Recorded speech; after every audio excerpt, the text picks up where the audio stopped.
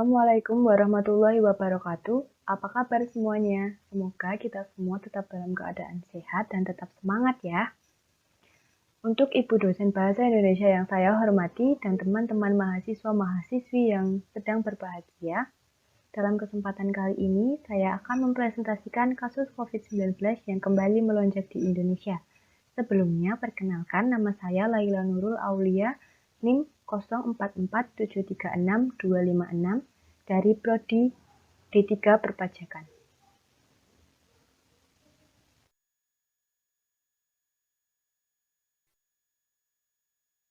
Apa itu COVID-19? Tentu kita sudah tidak asing lagi ya dengan istilah COVID-19 ini, karena COVID-19 ini sudah melanda Indonesia sejak tahun 2020 lalu. Tapi di sini saya akan tetap menjelaskan apa itu COVID-19 secara singkat. COVID-19 merupakan penyakit yang menyerang sistem pernafasan yang disebabkan oleh jenis coronavirus baru yaitu SARS-CoV-2. Wabah ini tidak diketahui sampai akhirnya timbul wabah besar di Wuhan, Cina pada Desember 2019 dan menyebar ke seluruh dunia pada tahun 2020. COVID-19 adalah penyakit menular yang awalnya ditularkan dari hewan ke manusia, kemudian dari manusia ke manusia.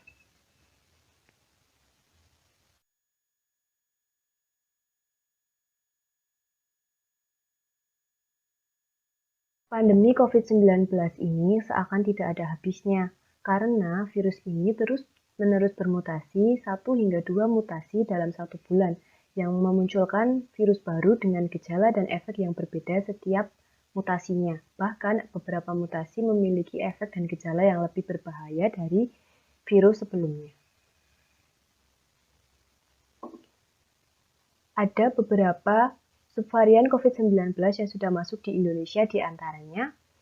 Yang pertama, Severe Acute Respiratory Syndrome Coronavirus 2 atau SARS-CoV-2.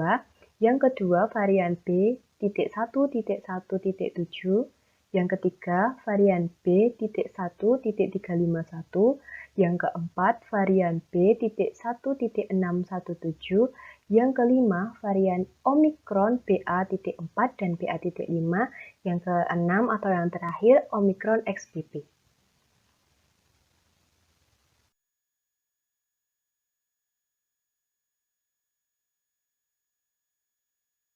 Bagaimana perkembangan COVID-19 di Indonesia? Seperti yang diberitakan di banyak televisi, banyak negara di dunia, salah satunya Indonesia, menghadapi lonjakan kasus baru di pertengahan 2022 ini karena munculnya varian baru COVID-19 yaitu Omicron XBB. Pada Rabu, 2 November 2022, jumlah kasus positif baru yang dilaporkan hampir 5.000 kasus, atau tepatnya 4.873 kasus. Penambahan ini mengakibatkan kasus COVID di Indonesia bertambah banyak sejumlah 6.502.659 kasus dan menyebabkan 158.695 kematian. Walaupun varian XBB ini cepat menular, tetapi tingkat keparahannya tidak melebihi fatalitas Omicron.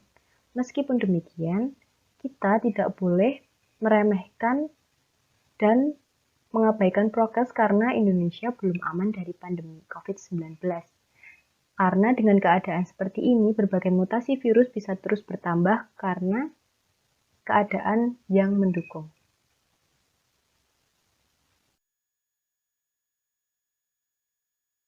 Berikut data statistik COVID di Indonesia. Seperti yang saya sebutkan tadi, per 2 November 2022 kasus barunya mencapai 4.873 dan total kasus menjadi 6,51 juta dan total meninggal menjadi 159.000.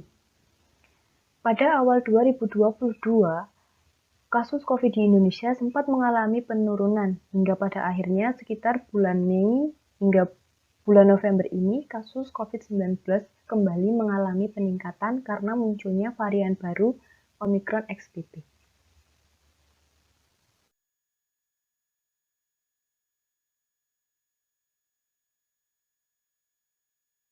Kita tentu bertanya-tanya, Mengapa kasus COVID-19 kembali melonjak? Di sini saya akan menyebutkan beberapa penyebab kasus COVID-19 kembali melonjak di Indonesia. Yang pertama, munculnya subvarian baru COVID-19 yakni Omicron XBB.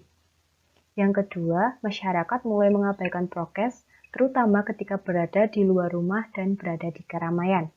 Yang ketiga, masyarakat belum melakukan vaksinasi secara keseluruhan, baik dosis 1, dosis 2, maupun dosis ketiga. Yang keempat atau yang terakhir, orang tersebut dalam keadaan kurang sehat, sehingga kekebalan tubuhnya menurun dan mudah terserang COVID-19.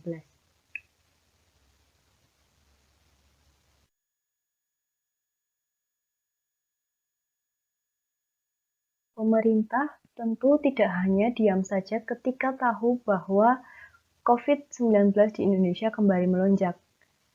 Lalu, bagaimana upaya pemerintah mengatasi lonjakan kasus COVID-19 ini?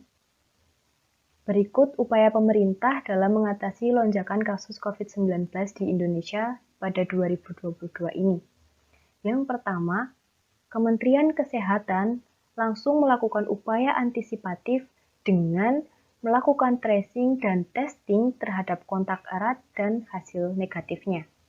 Yang kedua, pemerintah kembali menekankan kepada masyarakat untuk taat terhadap protokol kesehatan meskipun sudah divaksin. Yang ketiga, pemerintah memberikan vaksinasi secara gratis di beberapa wilayah di Indonesia. Yang keempat, pemerintah juga menyiapkan tempat-tempat untuk isolasi bagi warga negara Indonesia maupun warga negara asing yang baru datang ke Indonesia. Yang kelima, menyiapkan tenaga kesehatan dan fasilitas kesehatan yang memadai untuk perawatan pasien COVID-19.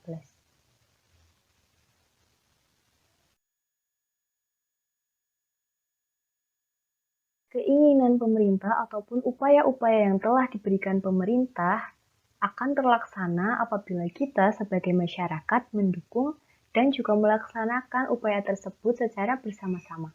Sehingga cita-cita untuk merubah pandemi menjadi endemi akan segera terwujud. Maka tetap taat prokes ya semuanya. Tidak terasa sudah sampai akhir presentasi. Mohon maaf apabila ada kesalahan kata-kata. Terima kasih karena sudah mengikuti presentasi ini dari awal sampai akhir. Wassalamualaikum warahmatullahi wabarakatuh.